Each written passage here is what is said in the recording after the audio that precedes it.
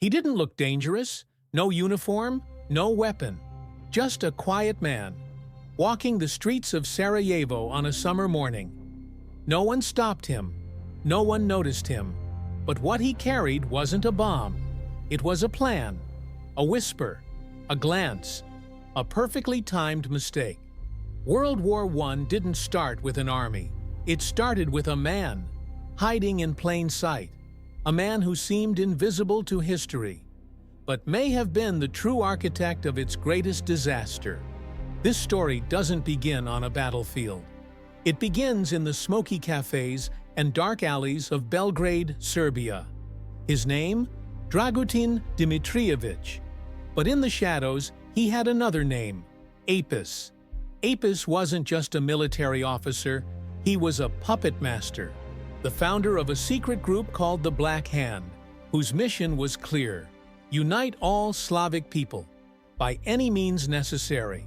And by any means, they meant assassination.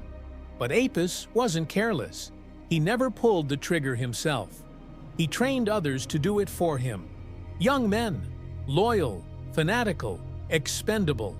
And in 1914, he gave one chilling order: eliminate Archduke Franz Ferdinand, the heir to the Austro-Hungarian throne, a symbol of empire, a threat to his vision of a united Slavic world. Apis believed that killing Franz would shake the empire to its core and ignite a fire that would empower Serbia. He was right, but he had no idea how big the fire would become. The plan was brutal, but precise.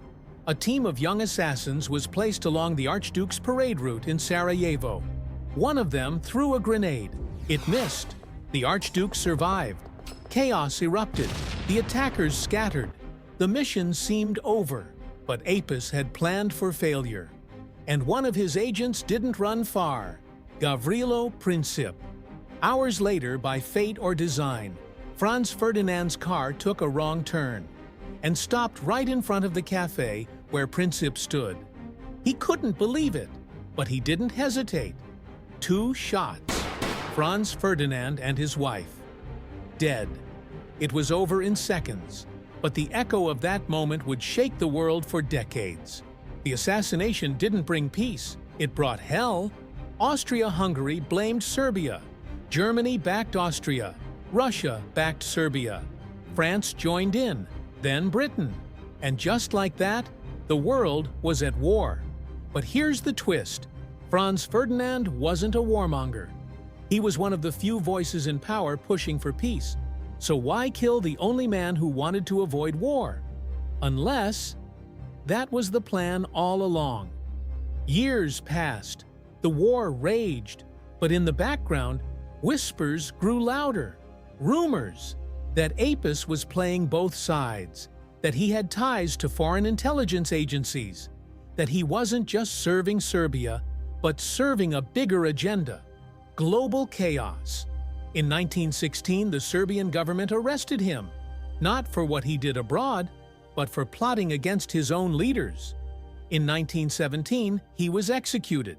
Some called it justice, others a silencing, a cover-up. The final piece removed from the board. So, who was he? A fanatic? A patriot? Or a ghost planted in history's blind spot? Did Apis truly believe in the Slavic cause? Or was he a tool, used to ignite the war the world was already aching for? Was World War I really about alliances? Or was it about manipulation? Because sometimes history doesn't need armies, or tanks, or declarations. Sometimes it just needs a man, with a plan, and a quiet place to stand. This is the spy who started World War I.